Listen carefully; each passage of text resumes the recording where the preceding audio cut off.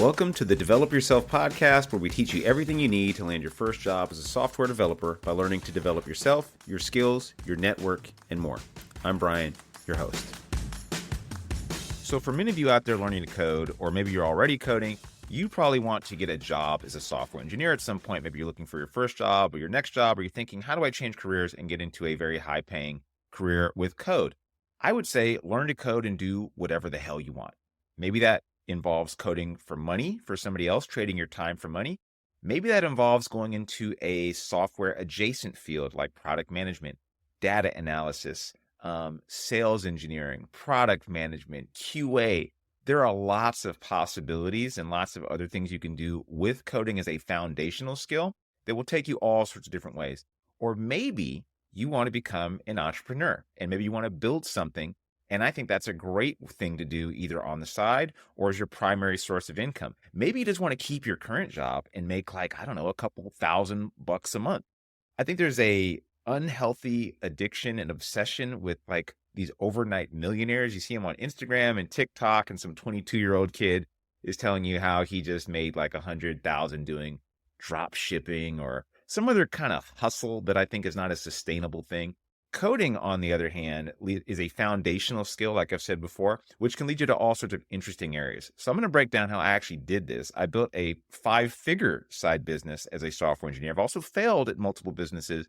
And now, as you may know, I also own Parsity, which is kind of software adjacent. I don't write a lot of code for Parsity, but I have written code for other businesses that I've done and helped other people in their own businesses. Some have failed, some have done okay. And I'm going to share the story about how I made around $50,000 to $60,000 in sales. How I did it is not really a tech deep dive at all. This is more of like a strategy that you can follow, use, steal it, just do exactly what I did if you want. And this is a way that you can have a business. None of this, by the way, is like novel or crazy information you can't get other places. I'd say, in fact, if you're really interested in starting a business or some sort of side business, it's like a 5-figure type of thing that you can do as a part-time gig, I would follow people like Alex Hormozy. I think Cody Sanchez has some great material out there. These people help with sales, ads, leads, acquiring boring businesses. I'm going to share more of a software related tip for you and how I did this. So I've started way too many failed businesses to even count at this point, right? I've always been interested in hustling, even as a kid. I was doing car washes as a kid, selling candy, selling mixtapes, like literal tapes, which tells you, I'm a little bit older than many of you out there, perhaps. Then when I got into coding, I'm like, cool, I'm gonna make a real-time CSS tool. I started working for a startup that me and some acquaintances made for real estate, a learning management system, a SaaS app for actors to upload their auditions, all sorts of stuff that seems completely unrelated. But I built it using the foundation of code, the skill that I've acquired over the years. I went from my car washes to doing illegal stuff to doing code. And now I still like running businesses. It's a thing I find really enjoyable to do. It's helped me in my own job. I still work a 9 to 5. I like what I do. I have no intention of just leaving. Even if I made $1 million, I'd still be in it because guess what? I like what I do. I like writing code. I like helping people out to write code. I like managing people and doing all that stuff with software. It's a fun challenge, and it's a thing I enjoy. So this year, or actually rather last year, I was on track to do around 50 to 60K in sales. I'm a full-time engineering manager. I'm a father. I was also beginning to run Parsity. So what I'm trying to say is this wasn't like a full-time commitment. And this is a thing that I think you could totally do. So if you're a software engineer interested in starting your own business, I'm going to lay out some practical, no nonsense advice for you to start. What I'd do differently if I was beginning today. And as a coder, you already have a top tier skill that helps other people make boatloads of money by implementing ideas. Why not just build your own thing? Unfortunately, you're probably doing one of these 4 business killing mistakes I did. First thing first, whether in software or business, keep it simple, dummy. When I started out, I didn't know what I didn't know. I had no clue. I thought my skills as a software engineer was enough. I'd just come up with a product and then people would just pay for it. Very wrong, right? Pretty naive. I missed some very obvious steps. 1, does anyone want the thing that I'm building? 2, are there any businesses offering the similar thing, and are they seeing any success with it? 3, what is my offer? And 4, how will I market this? That is really important. So I'm going to break down how you can go from MVP meaning minimally viable product. I would even change this to MUP, minimally usable product.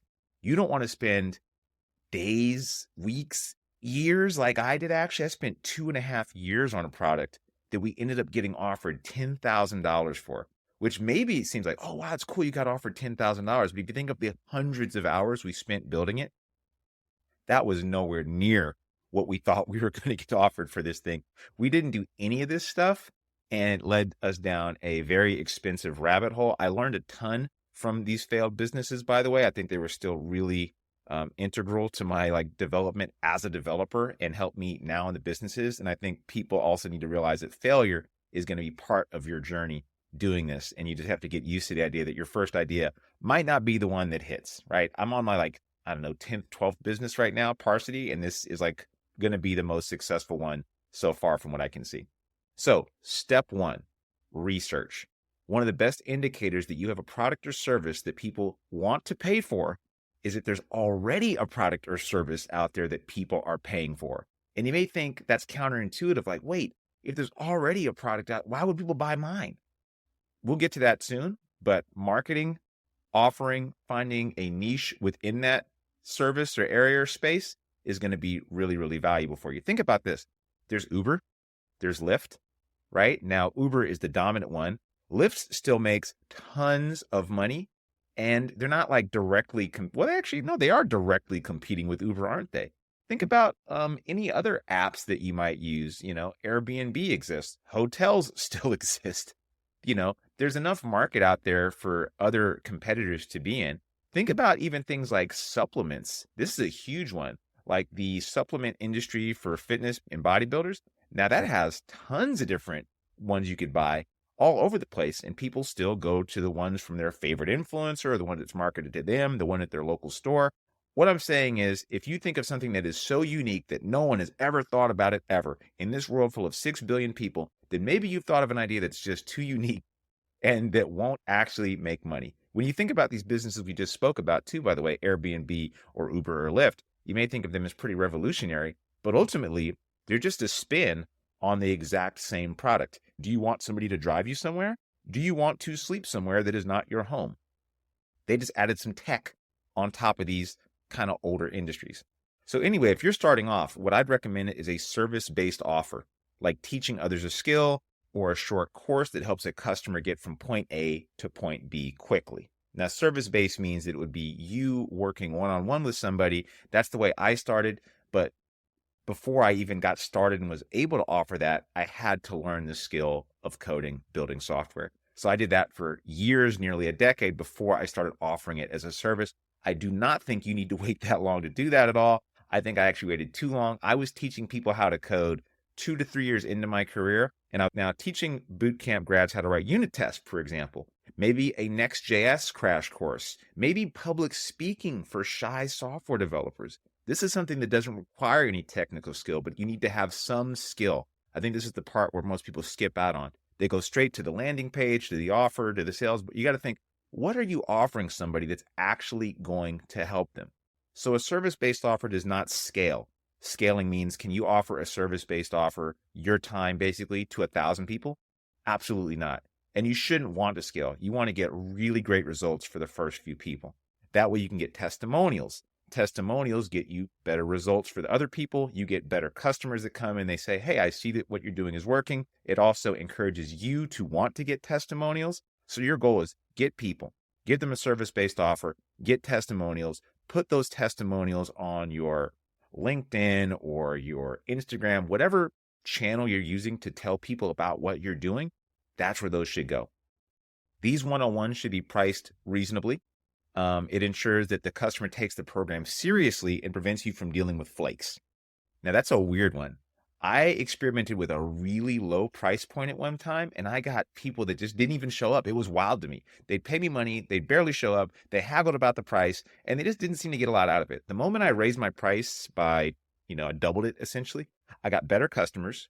People were more involved. They wanted to show up because they had put some money down, and then I had better results for those people. Counterintuitive. I know everybody is in a race to the bottom. Do not do that. You'll get customers that you don't ultimately want, especially if you're dealing with people in your time. You want to make sure you're taking people that you really feel are a good fit. Just like we do at Parsity, we don't take everybody that walks through the door. We take people that can pass a coding exam. They've usually listened to this podcast. They know a little bit about what we are about. We make sure that they have the aptitude and the skill in order to succeed in the program. A lot of boot camps just take anybody that walks through the door, which is why a lot of them are failing, in my opinion, at this point, because they were after so much money that they just kept lowering the price, getting more and more people through the door that had no business learning how to code, that didn't know the first thing about coding, and then saying, cool, just give us your money and we'll give you bad results. Didn't get the testimonies they wanted. And yeah, where are they now? Not doing so freaking hot. So now you've done the research on your offer. You've maybe settled on a service-based offer. Now, the offer creation. Step 2, make an offer they cannot refuse. So many of you have probably seen me on LinkedIn, or maybe you know me from here, but you may not know that my original business, I started on Instagram and I had less than 500 followers. And my offer was I work with software engineers to crush their next interview without doing hundreds of leak code problems, and we do not stop until you're hired. I got my 3 first customers this way. You don't need a large following to make money. You need a good offer.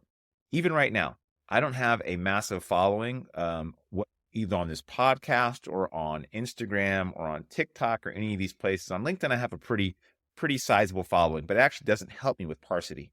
And you just need a good offer. Too many people focus on likes and engagement, and I need to get 10,000 followers before I can have my offer. I need 30,000 followers, and they make these wild numbers. Like, no. You need to start with a good offer and reaching out to people that resonate with that offer. So one of my other products was Not Another Course, which was a series of tutorials and coding challenges that people would do on their own. And I said, hey, my guarantee is this is going to shorten your path to senior software engineer. You do these challenges, I guarantee you, they're going to expose you to the kind of problems that you're going to want to be able to solve when you get to senior engineer. You're not going to find them anywhere else. Stand by that. I think it's an excellent thing. I think the offer needed some work. I think the product was actually really good. And if I was going to do it again, I'd repackage it and I'd sell it as a software developer survival guide. And I would, maybe add some additional things to it. But having a good offer is really, really key. Good offer will reverse the risk in a person's mind, saying, hey, I'll work with you until you're hired. That reverses the risk. What am I offering? I'm saying you're going to be able to crush your next interview. So you want to sell the benefit of it. What is the benefit of them working with you? You don't want to say, I'll teach you to use LinkedIn really well. You want to say, I'll get you more engagement on LinkedIn than you've ever had by working with me for 3 months. You make it time bound. You have the end result within the offer. If you're selling fitness, for example, you'd want to say, I'll get you to 6-pack within, 6 months. 6 months to 6-pack. Oh, you like that? Feel free to steal that one. 6 months to 6-pack, or I'll eat a box of donuts. I don't know. I don't always like the whole idea of, or your money back or whatever. I'm like, you can't guarantee people results at the end of the day. You can say, if you do exactly what I tell you to do, you're going to get good results. If you don't, well, that's on you. And that's kind of how everything works in life. I think Alex Hormozy, another person I've spoken about earlier, sales genius, has a great book for crafting offers and leads, and they're really cheap. Great books. You should read them if you're at all interested in taking your business to business. If you have a side project you want to take to a business, or you just want to know more about marketing and leads, do that. So step 3, you need to get people to know you. You need to market yourself because no one knows you exist yet. I scaled my LinkedIn from 1K to over 20,000 followers with luck, consistency, and barely a viral post. Consistency will win over intensity every single time. So whether you are applying for jobs as a software engineer or you are trying to scale a business, you need to be consistent in what you do. You don't need a bunch of huge home runs. In fact, you kind of want to avoid those, in my opinion. Viral posts are great, but if you're trying to go viral all the time, I think that you're generally speaking to a lot of people. And if you're speaking to a lot of people, you're kind of speaking to nobody. So I don't make any money, by the way, from this podcast, from my LinkedIn, from my Instagram, TikTok, all these places where I write all the time. I don't get any money for that. No one pays me just to write on LinkedIn. I did, in fact, get paid once to write on LinkedIn through a program, but in general, no, I don't make any money or any significant amount of money from that at all. But I have all these followers on LinkedIn. Now, here's something really interesting. Per capita, I make a lot more money on IG, and my IG is hovering around 1.5K. So less than 2,000 followers on IG. I've had more customers come through IG than LinkedIn. Think about that for a minute. 20,000 followers on one platform, less than 2,000 on the other platform. One is making me a hell of a lot more money, which makes you think, why the hell are you spending so much time on LinkedIn? I like it. I have a wider audience, and it helps me understand what people are dealing with, and I get a lot of value from hearing people's stories there. And also, it's for my professional profile. So guess what? I'm still employed as a software engineer and manager. I like to be on there a lot because I know it's going to help me in the long run. Anyway, likes ain't cash. So you shouldn't be chasing likes. Now, you can't have 0 followers either. So I'd say start on some platform. Start somewhere where you feel comfortable. IG, TikTok, LinkedIn, whatever. Pick one, Twitter, whatever. Doesn't matter. Threads, your posts should talk about the topic related to your service. So if you were selling fitness, for example, you would talk about the struggles somebody at the beginning of their journey would have with fitness. Now, my LinkedIn in this podcast, for example, talks about the struggles you may be having at the beginning of your journey as a software engineer. And in this case, at the beginning of your journey as maybe a business owner or trying to start a project or side hustle, side business that you want to do. And that's who I'm talking to. I want to help you on those first few steps because I've been there. I know about it. I know what you're going through. And then I can give you some advice to help you shorten your path from 0 to 1, right? So talk about the things that your audience will relate to and always have a call to action. What is a call to action?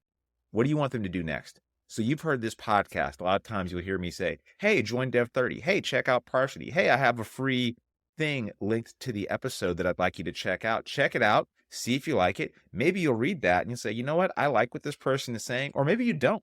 That's fine too. Because you want to also get rid of people who are not part of your community that you don't want to resonate with your message. So I'm saying, hey, we're a small boot camp. We have a test to get in. We're not for everybody. I don't want us to be for everybody. I want to, repel some people that aren't into that. People that want a short, quick fix. No, I don't want that kind of person in the program. So we purposely try to get rid of them, right? You want to do something the same. You want to have something that's a call to action. Have them book a call with you. See if they're a good fit. Only if they are, then offer the service if they want to know more. This is low pressure sales. This is the same thing we do at Parsity. We don't have high pressure sales tactics. If you want to talk to me, hey, book a call with me. In fact, sometimes I'll book a call, talk to the person, say, oh, so what about the program? And I'll say, yeah, if you want to know about the program, I'm more than happy to talk to you about it. But I'm not here to sell you anything. I'm here to give you information and you make that decision because ultimately you already know what you want to do. I'm just here to help guide you and provide you with the next step. Is that the wrong thing to do? A lot of people would say, yeah, I'm not into high pressure sales. I don't want people that feel pressured into something, get into the course and they feel like they didn't get what they want. So if your product is a course or an app, a link to the site is completely sufficient. For Parsity, we have a much higher price range. So we have a more complex sales line. So we need to have you talk to a human typically, and then, go through some steps to be in there. But if you're selling something like a really small course or like a SaaS app that's like $20 a month, just a link to it would be more than sufficient. Step 4, ads. So one of my regrets with my marketing strategy for my other businesses was that my social media presence is directly tied to my sales.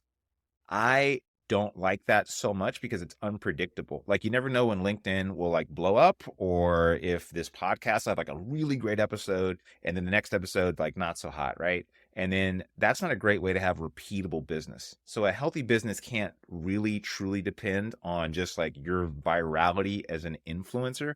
It's not a healthy way to do things. So paid ads are definitely a thing to look into. And if you're interested in doing paid ads, I actually have a Loom video that I've recorded that I showed to a young guy at my gym that I thought could get a kick out of it. I've showed it to some other tech creators that were trying to monetize. And I've showed it to a young kid at my gym who was doing Facebook ads. And I thought, you know what, man, maybe you'd get a kick out of this.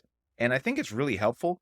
It honestly is a video that I've shared with people that never really got a lot of traction, but I think people pay for this information. I want to give it to you for free. So if you want it, just reach out to me and you should have my contact information linked to this episode as well. Hit me up on LinkedIn. Go to the site, schedule a call with me. Whatever you want to do, if you can find my email, I'm not going to give out here, but if you want to find it somewhere and email me, hey, I'm more than happy to give this out to you. I think it's a really cool walkthrough about how Facebook ads work and like my general like strategy for selling stuff, which I think could be really helpful for you. So one way to make sure your business does not rely on you being like a micro influencer is ads. I've done Google ads, Facebook ads. The Facebook ad for getting one-to-one clients for the coaching service was pretty good. And I had a Google ad driving traffic to my Not Another Course offering. And that was for like a smaller product that costs like $100. The Facebook ads have a lead magnet. It's for a much more expensive service. And it was document, had a bunch of videos and links. And if you notice that we actually have that on the Parsity website, we have an Ultimate.js like document that has all sorts of cool resources and a video and some challenges and stuff that I know is going to help you out. So it's a great lead magnet. Maybe you'll take it and say, oh, cool, I like this. Or maybe you'll take it and say, yeah, this isn't really for me. And that's fine too. You know, ideally it helps you out, but I know it can't help everybody out. So once they schedule this call or they get this document, we want to get their email. Once we get their email, we can follow up with them. And that way we're not depending so much on being influencers out there. I would only do paid ads once you have a proven product and you have a few paying customers. Because then when you know something works, you say, okay, cool, I have this product, I have this service, it works. Now I have a few paying customers. Now I think it's time to scale up. Let me do ads. Now think about the people in business that are making the most money out there, like Jeff Bezos or Elon Musk, or, you know, the guy down the street that owns a plumbing business. Think about those next door millionaires or multi-six-figure earners that you're living near or around that you just never heard of. Are they on the internet all day? No, they're not. Are they running ads? You can bet they are. That is the way to scale a business. I think this idea of constant content generation is one, draining, two, not for everybody. I really like doing content creation. I love writing online. I like speaking on a camera. I like telling you stuff through a microphone. If I got no money ever again from doing this, I would still keep doing it because I really enjoy it. You may not. You have to be honest with yourself. Can you get on a camera every day? Can you write stuff every day? If you don't like it, it'll shine through. People are really, really good at sniffing out BS, right? That's one thing humans are incredible at. They know when someone is being disingenuous or not, or they're being genuine. We can tell. We can tell through your voice, through your behavior. We just know. We know when somebody's trying to sell us something, when they're a snake oil salesman or something like that. A lot of dumb people don't. But you don't want to take advantage of those poor saps, right? So my advice to you is do what you feel comfortable with doing. I think ads are a great way to scale, but I also think you'll have to start somewhere. And when you're starting from scratch, the best way to learn how to market is to write your own ads, which comes in the form of content creation through social media networks. So you'll have to start there before you can go to ads, because then you'll figure out what works for free. Here's my tech stack, by the way. Here's the tech stack I use to start a simple business that I think you should and could use immediately to get started. For my website, I used a site called card.co, and that's card with two R's, CARRD.co. Excellent landing pages. You can get a landing page up, and I made my first like 20 sales just using that. It's amazing. I was blown away. You can integrate Stripe for payments. So if you have like a service or a business, you say, here, go to the website. Here's the payment link. Boom. Appointments, Calendly. I use Calendly for my appointments still. In fact, if you go to Parsity, you'll see my ability to book a brainstorm session. And again, not a sales call. And I market it like that. I'm saying this is not a sales call because it's not. You call up and maybe we'll talk about web dev stuff, your path to software engineer. And maybe if we're a good fit, we talk about it. If we're not, hey, see you later. It's all good. But appointments, Calendly. And for your creative, you could use Canva. Canva is a great tool. You can do it. You can have the free version. You can have the paid version. You could use Dolly on Chat GPT if you wanted to. And you don't need to make great like looking ads, by the way. I think people are a little bit jaded by how polished ads are nowadays. They can kind of smell it when a big corporation is trying to sell them things. So if you notice what's selling more actually online on websites like Reddit or even X are memes. So people like these kind of lo-fi memes, lower quality images that let you know that, hey, there's probably a real person behind this. It makes it feel less like a big corporation or business. They want to know about you ultimately. So the more you can either show you or have something funny, relatable, or just something that's like very clear, like here is the problem I plan to solve for you. Are you a dad in the Bay Area that wants to lose 10 pounds before March? Hit me up. See, that's a very targeted ad. You read that and immediately you stop and say, damn, I am a dad in the Bay Area that wants to lose 10 pounds. So how'd this guy know? Or this woman know? I don't know. Here's my very, very hot take though. You should probably not start a business. I just went through this whole spiel about businesses, right? My super hot take is don't start a business at all. You don't need to start a business one bit. I like it. I've been hustling since I was a little kid, doing all sorts of stuff, candy, car washes, tapes, illegal, finally into software, and maybe who knows what's next. It's just been a thing that I've loved to do my whole life. I've liked the idea of making money from nothing. And I still like working for others too. I don't have a problem working for anybody. I don't want to escape my 9 to 5. So why shouldn't you start a business? I think there's a lot more money to be made as a software engineer, and it's way more straightforward. So straightforward. You get a high-paying job as a software engineer, and you become a manager or a lead or a tech lead, and you go to a company that offers stocks, and you get a bunch of stock in that company. And it doesn't have to be through one of the big FANG corporations. I, for example, have stock. I don't work for a tech company.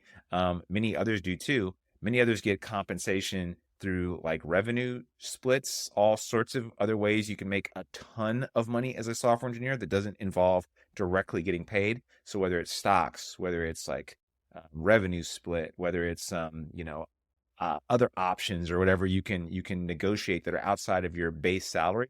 That's a much more straightforward way to get rich as an individual contributor or a leader on a team. If you can find ways to drive innovation in your own company, you're going to be rewarded.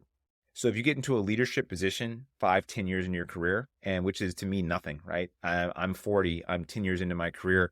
I have another 25 years at least left in my career, which is wild to say out loud, actually, now that I'm thinking about it. So I have so much more time to figure out what works, what doesn't, to get higher and higher, to find out how to drive more innovation, to find out how to make bigger and better changes at a larger and larger scale. So I know a couple of developers who are also overemployed, who make nearly $1 million. Seriously, I saw the paper. I didn't really believe it until I asked him, like, can you like show me some proof that you're, and I was blown away. I was like, you make like $750,000 a year? One dude showed me a thing. He was right at the million mark. I'm like, you made like $900,000+ in a year? And he worked like 3 to 4 jobs. I was blown away. He was a younger guy and he was working, at least 3 jobs when I saw him last. And I don't know how he did it really. He also, there's a lot of things going into that one. But anyway, all I'm saying is you don't have to start a business to do that. I like it. I'm still very junior at this. I'm still learning a lot, which is why I like sharing it with you on here. And I want to get better at it. And I want to have a larger impact on the developer community in general. And I'm not sure where this will ultimately take me, but I'm enjoying the ride. And if you are into that kind of thing and enjoying the ride of doing a business, starting a business, try it out. Lastly, if you are learning to code, this is a viable path for you to actually make some money. Build a product, make sure it works, see if it solves a problem for somebody, get a website with a payment link on there. Finally, market it using social media. See what works, see what doesn't. Don't give up. Fail a few times. You're going to find something that works. You're going to find something that somebody is willing to pay at least $20 for. Hope that's helpful. I'll see you around. That'll do it for today's episode of the Develop Yourself podcast. To learn more about becoming a software engineer with us, then check out Parsity.io. If you're not quite ready for that, then jump into our Dev30.xyz program, which is 30 days of working on your mindset, habits, and JavaScript skills. Totally worth it. See you next week.